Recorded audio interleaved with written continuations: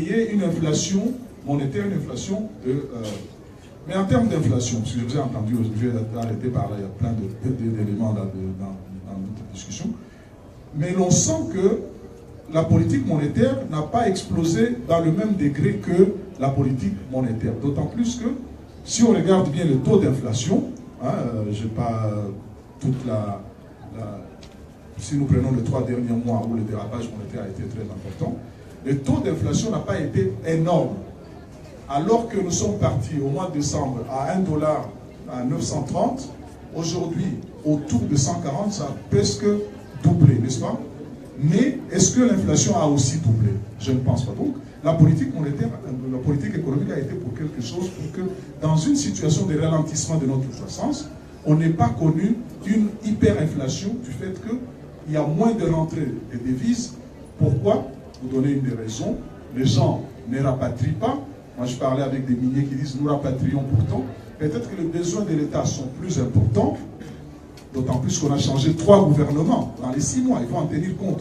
Donc, il y a des coûts politiques qui ont un impact sur l'économie. Cette économie impactée a aussi un impact sur la monnaie qui, elle, parfois est en bout de course. On a beau faire une bonne politique monétaire, mais si la politique économique et la politique en général sont mauvaises, il n'y a pas beaucoup de chances que seule la politique monétaire nous sauve. Donc je crois que ces choses-là, nous pourrions nous mettre entre nous, étape par étape, discuter le plus rigoureusement possible, parce que nous pouvons servir de conseillers au prince, à l'État. Nous pourrions sortir d'ici avec des propositions. Il y a des camarades qui sont dans des ministères, qui peuvent donc aller dire, faites plutôt attention à ça, faites ceci, faites cela. Donc ce n'est pas seulement des discussions entre nous, mais c'est vraiment faire de la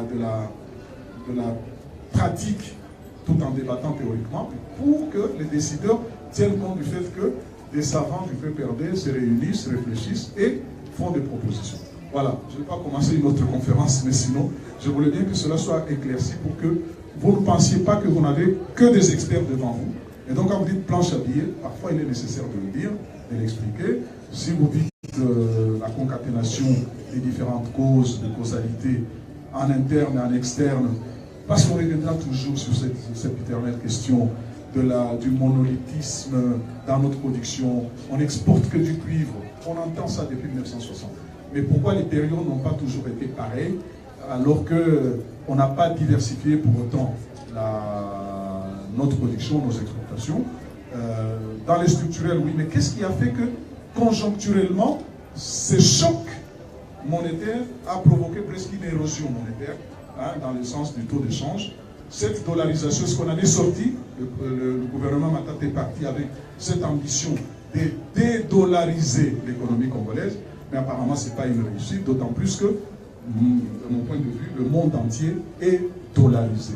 On a beau régner ça, même à Moscou, on a non seulement besoin les euros-dollars sont nés de ça, on a besoin de dollars, mais on a aussi besoin d'un étalon de change, d'un étalon en général pour savoir les valeurs dans le monde.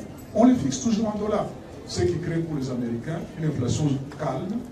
Ils peuvent être indisciplinés sur le plan monétaire, mais vous, dans votre discipline, vous les remettrez en équilibre parce que d'une manière ou d'une autre, vous utilisez leur monnaie. Voilà.